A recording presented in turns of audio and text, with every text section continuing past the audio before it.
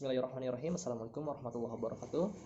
Perkenalkan, nama saya Denny Muhammad Dahlan. Asal saya dari Kecamatan Talaga, Kabupaten Majalengka. Saya menempuh pendidikan di UIN Sunan Gunung Jati Bandung di Fakultas Syariah dan Hukum, program studi Hukum Keluarga.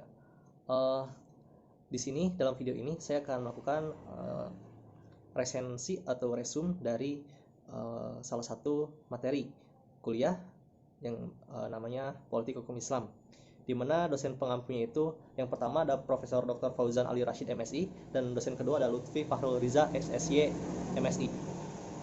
Oke, langsung saja. Di pertemuan pertama itu hanya sedikit mengenai perkenalan, kontrak belajar, dan penyampaian silabus atau silabinya saja.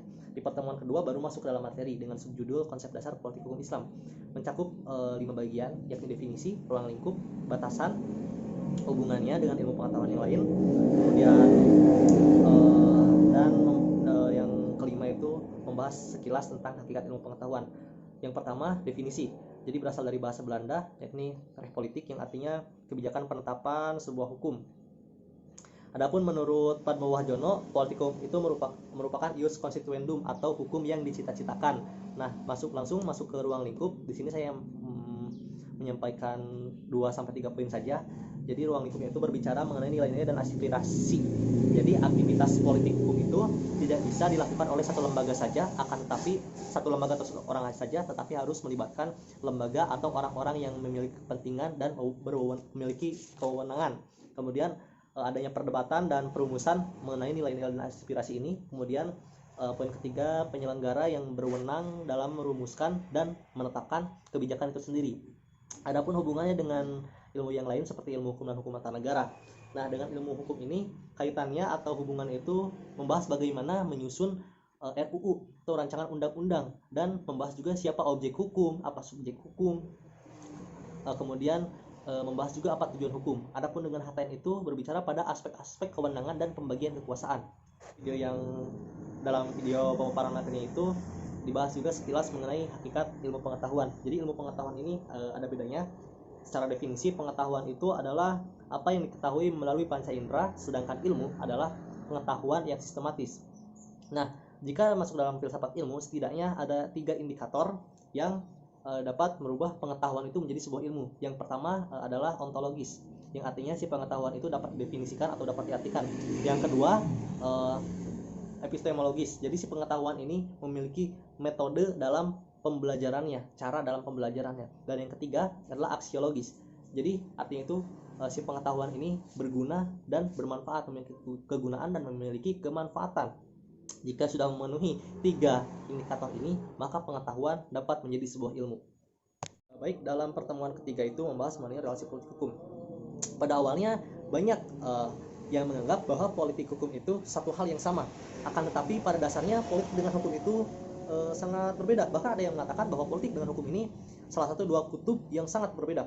Akan tetapi dengan seiring berjalannya waktu, dengan majunya pengetahuan, maka terdapat satu benang merah yang dapat ditarik, bahwa sederhananya ada kaitan, walaupun berbeda antara politik dengan hukum ini, tetapi ada kaitannya antara politik dengan hukum. Hingga saat ini, hingga dari penemuan adanya relasi politik hukum itu, lahirlah mata kuliah yang dinamakan ilmu politik hukum.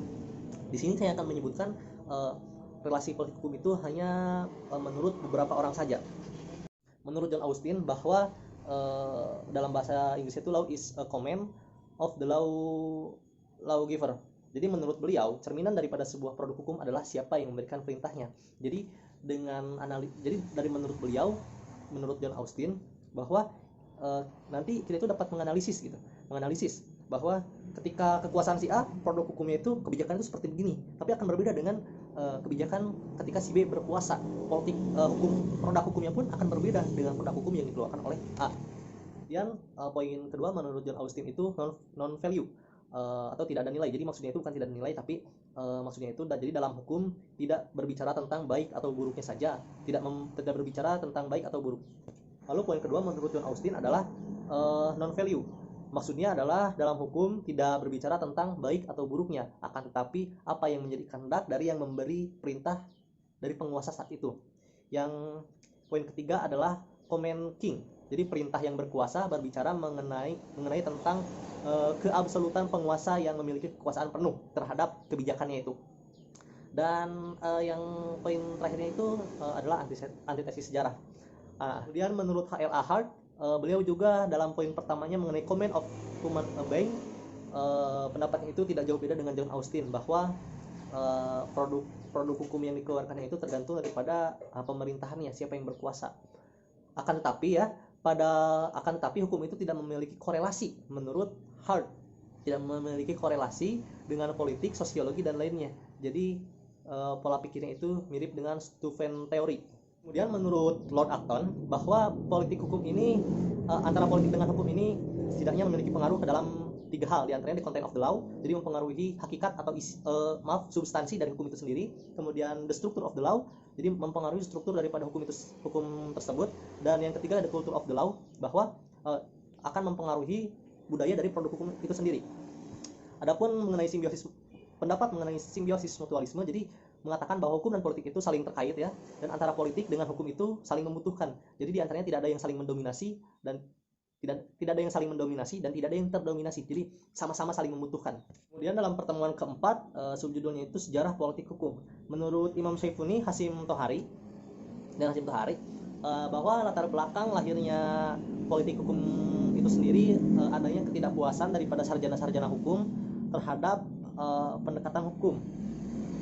Terus bahwa hukum itu sudah ada sejak dulu, bahkan sejak zaman Yunani kuno. Nah, ditandai dengan adanya para filsuf-filsuf yang kritis seperti yang kita kenal itu adalah Aristoteles lah, Socrates, terus Thales dan lain-lain, yang menjadi cikal bakal lahirnya hukum.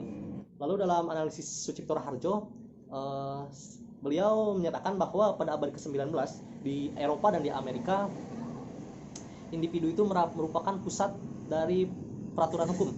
Lalu hukum perdata itu pada saat itu sangat berkembang dengan sangat pesat, diantaranya itu mencakup hak kebendaan, kontrak, perbuatan, melawan hukum, dan lain-lain sebagainya. Kemudian hukum juga dianggap berada di atas dan dianggap sudah cukup independen dan otonom. Mereka juga menafikan entitas hukum dengan non-hukum dan mengatakan bahwa hukum itu mandiri dalam kemurniannya dan tidak ada relasi dengan entitas selain non-hukum. Akan tetapi hukum itu dianggap independen dan otonom tidak bisa dinyatakan dengan demikian, sebab perkembangan atau dinamika dalam masyarakat itu terus berkembang. Jadi hukum itu harus mengikuti perkembangan yang ada dalam masyarakat itu sendiri, apalagi pada era sekarang ya, kalau tidak salah itu era 4.0 menuju 5.0. Jadi si hukum itu harus terus berkembang mengikuti perkembangan atau dinamika yang ada dalam masyarakat. Jika tidak, maka hukum itu akan tertinggal dan tidak bisa dipakai lagi, tidak efisien lah. Lalu ada sejarah politik hukum itu secara implisit dari 2 buku Van Apeldoorn. Tapi Van Apeldoorn tidak menjelaskan secara eksplisit, akan tapi dibuktikan dengan pendapat Purnomo. Jadi secara tersirat, keberadaan politik hukum itu dengan dilihat dari bagian kedua klasifikasi Apeldoorn, yaitu pada bagian seni dan keterampilan ketika kegiatan praktik untuk menemukan dan merumuskan kaidah hukum. Nah, jadi dari mengikuti penjelasan tersebut, bahwa di Indonesia keberadaan politik hukum itu sudah ada, hanya saja secara implisit. Adapun secara eksplisit ini ditegaskan dan termaktub dalam buku yang dikarang oleh Supomo pada tahun 1947 dengan judul buku itu Soal-soal Politik Hukum dan Perkembangan Negara Indonesia.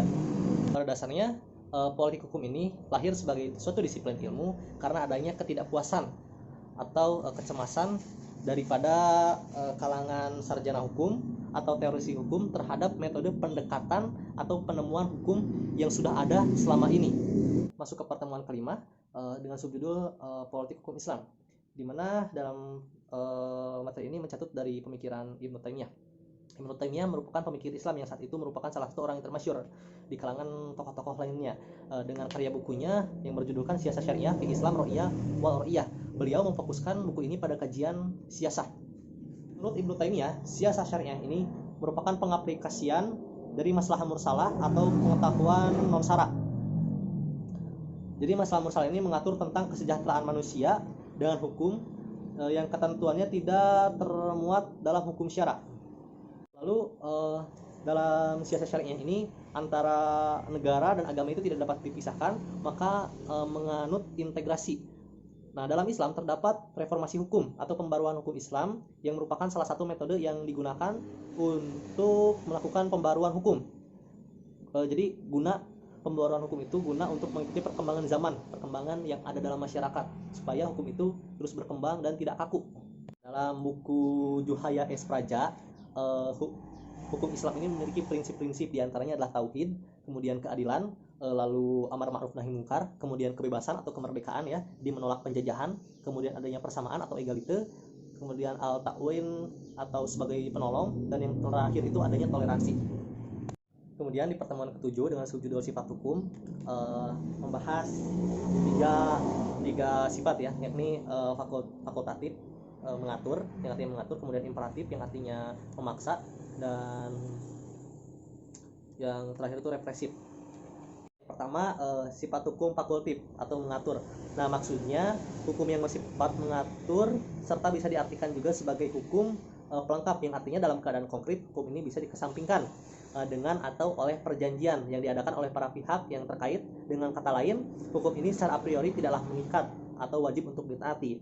Contohnya ada dalam pasal 51 ayat 1 Undang-Undang Nomor 13 tahun 2003 tentang ketenagakerjaan mengenai perbuatan perjanjian kerja bisa tertulis dan tidak tertulis. Nah, dikategorikan sebagai pasal yang sifatnya mengatur karena tidak wajib perjanjian kerja tersebut dalam bentuk tertulis. Jadi bisa saja dengan lisan juga atau tidak tertulis.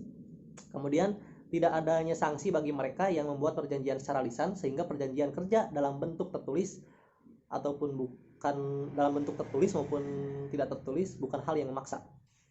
Lalu sifat yang selanjutnya adalah imperatif atau memaksa. Jadi hukum imperatif ini bersifat memaksa dan serta harus ditaati dan mengikat. Dapat diartikan juga merupakan hukum dalam keadaan konkret harus ditaati dan tidak boleh ditinggalkan oleh para pihak. Nah, jika ada yang tidak mematuhinya maka akan diberikan sanksi tegas bagi para pelanggarnya. Contohnya adalah contohnya undang-undang pidana, hukum pidana. Contohnya pasal 338 KUHP yang berbunyi barang siapa dengan sengaja merampas nyawa orang lain maka diancam karena pembunuhan dengan pidana penjara paling lama 15 tahun. Sifat hukum ketiga adalah sifat hukum represif. Nah, hukum ini lebih tegas lagi daripada hukum yang tadi, hukum imperatif, lebih tegas. Jadi ada beberapa poin dalam hukum represif itu, diantaranya kritik itu menandakan ketidaksetiaan, kemudian persetujuan menandakan kepatuhan, kemudian peraturannya keras dan terperinci, kebebasan bertindak atau diskresi. Jika secara ringkas, hukum represif ini setidaknya memiliki 10 ciri-ciri, akan tetapi saya sebutkannya 2-3 saja. Ketertiban umum menjadi tujuan hukum, kemudian kekuasaan menempati posisi di atas hukum, kemudian kepatuhan masyarakat itu tanpa syarat, jadi harus patuh. Kemudian dalam pertemuan ke-8 masih membahas sifat hukum. Sifat hukum itu meliputi progresif, kemudian otonom, dan juga responsif.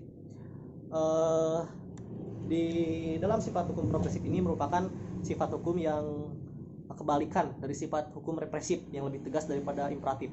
Menurut Profesor Saripto Raharjo dalam bukunya, hukum represif adalah hukum yang berkembang di dalam perkembangan masyarakat itu sendiri. Kemudian hukum progresif ini memiliki setidaknya 7 karakteristik. Di sini saya hanya menyebutkan 2 saja. Yang pertama, karakteristik pertama itu mengikuti perkembangan aspirasi masyarakat. Jadi maksudnya hukum progresif ini lebih mengedepankan apa yang menjadi kehendak daripada masyarakat itu sendiri. Kemudian memihak pada kepentingan rakyat dan demi kepentingan keadilan, tidak seperti hukum sebelumnya yaitu represif, di mana bersifat top down, dari atas penguasa sampai ke bawah, yakni rakyat. Karakteristik yang ketiga adalah mengantarkan ke manusia kepada kesejahteraan dan kebahagiaan. Secara garis besar, hukum progresif ini hukum yang berkenaan dengan ilmu-ilmu kemasyarakatan, khususnya mengenai sosiologi, sebab hukum itu berkembang mengikuti perkembangan masyarakat. Contohnya itu dari hukum progresif ini adalah UU ITE dan UU mengenai transaksi elektronik. Ada hukum responsif. Hukum responsif ini digagas oleh Nonet Selnik di tengah kritik pedas dari neomarxisme terhadap liberal legalisme. Memiliki sistem yang bottom up, jadi dari bawah ke atas. Kemudian tatanan hukum ini berkehendak untuk merangkul semua kekuatan sosial yang menopang vitalisasi dan merespon aspirasi dari kebutuhan sosial yang hendak atau akan dilayani. Responsif ini menekankan pada keadilan substantif sebagai dasar legitimasi hukum. Lalu peraturannya merupakan subordinasi dari prinsip dan kebijaksanaan. Pertimbangan hukum harus berorientasi pada tujuan dan akibat bagi kemaslahatan masyarakat. Lalu ada juga ciri-ciri dari hukum responsif, diantaranya adalah berkarakter terbuka dan adaptif, kemudian memiliki arah untuk mempertahankan secara kuat hal yang esensial bagi integritasnya, dan yang ketiga, lembaga responsif menganggap tekanan sosial sebagai sumber daripada pengetahuan dan kesempatan untuk melakukan koreksi. Selanjutnya adalah hukum otonom, merupakan model hukum the rule of law, lahir atas reaksi dari hukum tadi, hukum represif, yakni untuk membatasi dan mengawasi kesewenang-wenangan penguasa. Sifat yang paling penting dari hukum ini adalah penekanan kepada aturan-aturan hukum sebagai upaya utama untuk mengawasi kekuasaan yang resmi dan swasta. Selain itu, terdapat pengadilan yang dapat didatangi secara bebas, yang tidak dapat dimanipulasi oleh kekuasaan politik serta ekonomi, dan juga bebas daripada yang memiliki otoritas eksklusif untuk mengadili para pelanggar hukum, baik oleh para pejabat umum maupun individu-individu swasta. Mungkin sekian dari pemaparan materi yang sudah saya rangkum selama pertemuan 7 pertemuan itu. Kurang dan lebihnya mohon maaf. Billahi taufiq wal hidayah. Wassalamualaikum warahmatullahi wabarakatuh.